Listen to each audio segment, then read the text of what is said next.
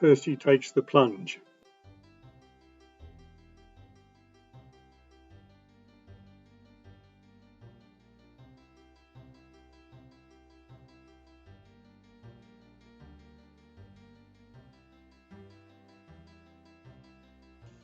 Percy takes the plunge. One day Henry puffed wearily into the station. He wanted to rest in the shed, but Percy was talking to Bill and Ben, the twin tank engines.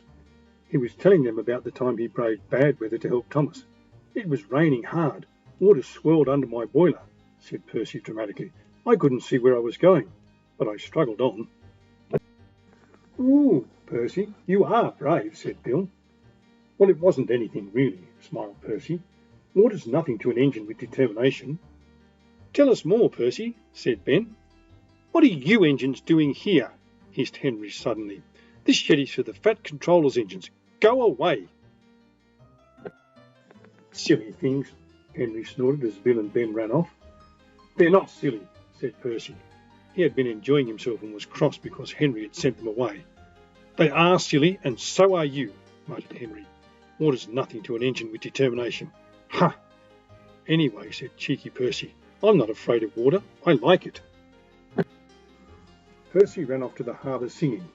Once an engine attached to a train was afraid of a few drops of rain. "No one ever lets me forget the time I wouldn't come out of the tunnel in case the rain spoilt my paint," huffed Henry. When Percy reached the harbour, he found Thomas on the quay. Thomas was looking at an old board. It read, "Danger! Engines must not pass this board." "We mustn't go past it," Thomas said. "That's orders." "Why?" asked Percy. "Danger means falling down something," replied Thomas wisely. "I went past danger once," he said, "and fell down a mine." Percy looked beyond the board. "I can't see a mine," he said. He didn't know the foundations of the quay had sunk and that the rails now sloped downward to the sea. "Stupid board," said Percy crossly. For days and days afterwards he tried to sidle past it, but his driver stopped him every time. Then Percy made a plan. One day as he made his way to the harbour, he whispered to the trucks, "Will you give me a bump when we get past the quay?" The trucks were surprised. They had never been asked to bump an engine before. They giggled and chatted about it all the way through the journey. "The driver doesn't know my plan," chuckled Percy. On, laughed the trucks.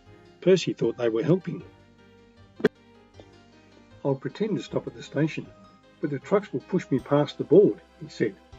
"Then I'll make them stop. I can do that whenever I like." If Percy hadn't been so conceited, he would never have been so silly. Every wise engine knows you cannot trust trucks. They reached the quay and Percy's brake groaned. That was a signal for the trucks. Go on, they yelled, and bumped Percy's driver and fireman off the footplate. "Ow!" said Percy, sliding past the board. The rails were slippery. His wheels wouldn't grip. Percy was frantic. "That's enough," he hissed, but it was too late. Once on the slope, he slithered down into the sea. Percy was sunk.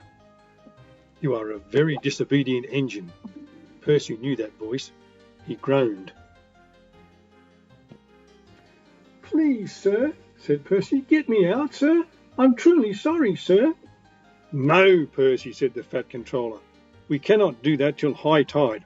I hope this will teach you to obey orders." "Yes, sir," Percy shivered. He was cold.